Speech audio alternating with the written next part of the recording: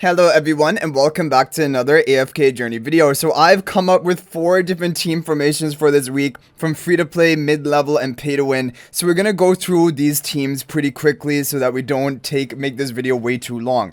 So this is going to be the completely free to play teams first. We have an Iron Elemis Tassi combo with the Divine Favor spell on Tassi and Iron in the back. We have Bonnie in a position where she will not be, for example, jumpable by Sylvina, and so Bonnie is going to be guaranteed to get off her Decay's reach or debuff onto the enemies, and Tassi will just try to solo at the end. Iron will be grouping enemies, which is pretty decent on this map when already people are pretty grouped up to begin with. And yeah, we have obviously the Wilder Phantom or the Snow Stomper to take the enemy Lily May interruption to allow Iron to go off freely. Team number 2. So this is the map which is the very interesting one and has gotten like basically all of my team planning for this week was really dedicated towards this map. So for a completely free to play option, these are heroes which do well in a 2v2 or 3v3 setup. Faramore, if you can get off an ultimate, is very strong and really has dueling power. And Lily May, especially with the Faramore buff and then eventually Damon haste buff and healing, Lily May is going to hit pretty hard to the enemy team as well. Seismic Spell is a very strong artifact. I really like it. For the first 5 seconds, immobilizing the entire enemy team is very strong. It's going to give my Faramore an advantage and hopefully get off his ultimate, and that's all I need to win. In the back, we also have Hugin and Siren, who, when they enter the fight, along with the Snow Stomper, is actually going to be a bit of more AoE decent damage and definitely some finishing potential. So that is basically this team number 2. Team number 3 is going to be Pandora Shimira. We have Pandora in a position where she should be very well protected, and Ludovic immediately to begin healing her. We have Nero as well, who is going to be giving his ultimate onto Shimira, and Damon buffing Shimira as well for maximum potential. We have the Grim Executioner in a position that will be taking most of the aggro of the enemy team, and Blood Moon spell, so that when Shamir is unleashed from the box, she will freely be able to get her buff from Blood Moon and also cast her ultimate and try to destroy the entire enemy team. So these are the free-to-play teams. I'm happy with them, and a very good option for like no Celestial Hypogean team lineups. Okay, so next up we have the mid-level of teams. So first I'm going to show you Harak Team, and then we're going to show you a Baelran Team, basically for team number 2. So at team number 1, this is even what I'm running in my pay-to-win team number 1. It is very strong. I've done a lot of tests of this comp in previous weeks. So we have Damon to buff up Nero, making him more protected. Citron is going to spread her magic sparks onto the whole ally team. Bonnie is going to debuff enemies. Siren is going to spread the debuffs and then eventually cast his ultimate. Nero is going to be hitting people right from the beginning of the match. And Seismic Spell really complements this team well, because basically this team, once it gets going and has debuffs all stacked on the enemy team, is very difficult for the opponent to do anything. They just get overwhelmed. So I'm just trying to immobilize them, prevent them from doing much in the first 5 seconds, and just completely then debuff and destroy them. Okay, team number 2. So here we have the Harak and Twins combo. So this is going to be very interesting because we have Faramore to buff up Harak, giving him more attack. We have the Twins to buff up Harak, powering up even further. Faramore is a strong option for these 2v2, 3v3 setups. Twins are good because they're going to just provide buffs and also healing. And then we have the Blood Moon spell for more buffs and life drain potential. Harak just needs to get 1 kill and then he is going to snowball. And in this position, it's going to be very difficult for the opponent to do much to him. Now, if you're running this team, I really recommend you get Harak's Purple Charms. His charm quality bonus this season is insane for PvP, giving him high damage reduction, and then 15 seconds into the match, it converts into damage boost. And Harak can become a monster with that. So this is the team positioning that I chose. And then in the back, I wanted to just get the Hypogean Celestial Phantomal because, I mean, we're already running 2 Celestial Hypogean heroes. So I just ran Fresto in the back and then Shimira. And Shimira is going to be behind the Fresto, real Fresto, to get some energy boosting so that she can get off an ultimate and clean up if need be. And then we have the Elusive Phantomal in the back. The Fresto Illusion is here. He's technically on the Scalabon, but I don't think he's actually going to be entering the fight. We're just going to have Twins, Harak, and Faramore into the fight, I'm pretty sure. So I just did this because to get a nice positioning for the backup heroes. Okay, next up we have a team number 3.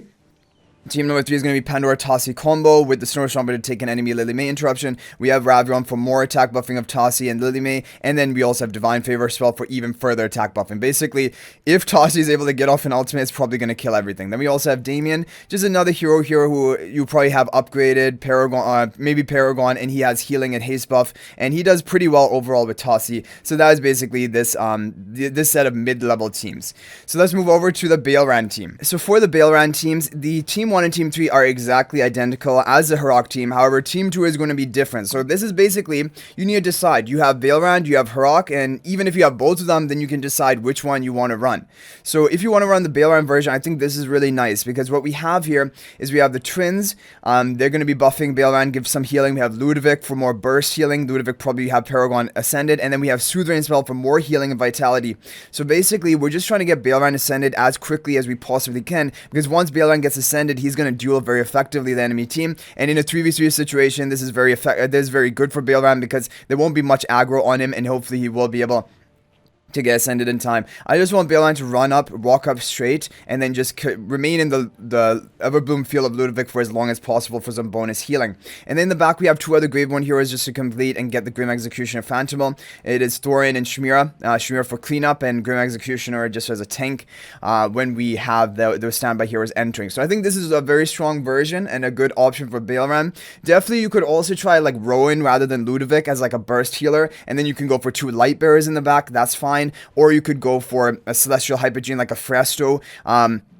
But I think it's probably better to have a healer with the Baelran just for some more burst healing. And Ludovic is basically the strongest PvP healer in the game.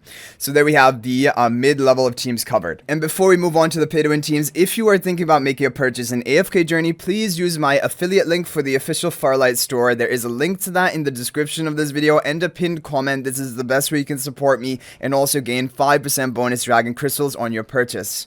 Okay guys, so we have the pay-to-win teams, and pay-to-win team number 1 is exactly identical to the mid-level of teams, because I do think this is a very, very strong option. It was working very well for me in the previous week, and just using heroes a lot of people would have built up, and Citrana, make it a priority to build her up if you really want to min-max your account for PvP, because she is very strong in these Bonnie damage over time comps, with the seismic spell like we mentioned.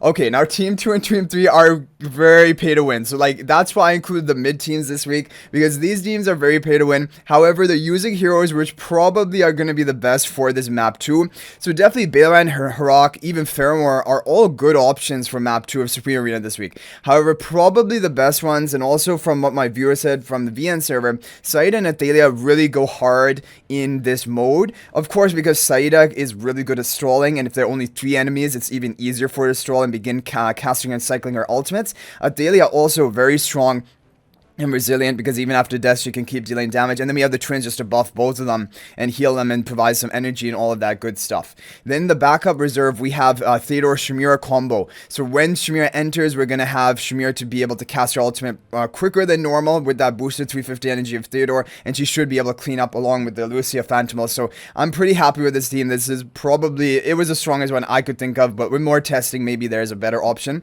And then team number 3 is going to be Diona, Kulu, and Laika.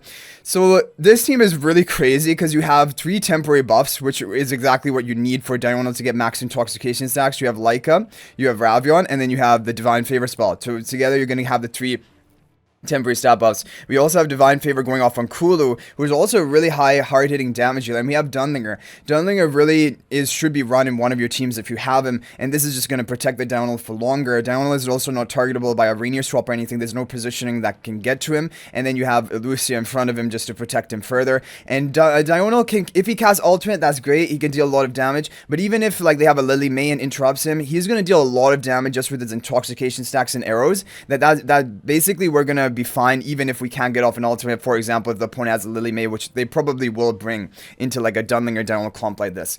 So anyway guys, that's gonna be it for the teams for this week. Hopefully they work out well for you. If there are any major updates based on my testing, I may make updated video. However, I think this should be good for you, and if you have any other ideas, you can feel free to share them in the comment section. But thanks to all of you for watching. If you're not already a member of my AFK Journey Discord server, feel free to join that. There's a link to that in the description of this video, and we talk about everything related to AFK Journey there. Also, if you're thinking about making a purchase in AFK Journey, please use my affiliate link for the official Farlight Store. There's a link to that in the description and pinned comment of all my videos. This is the best way you can support me and also gain 5% bonus Dragon Crystals on your purchase. So thanks for watching. I'll hopefully see you in the next video, and until then, everyone, peace out for now.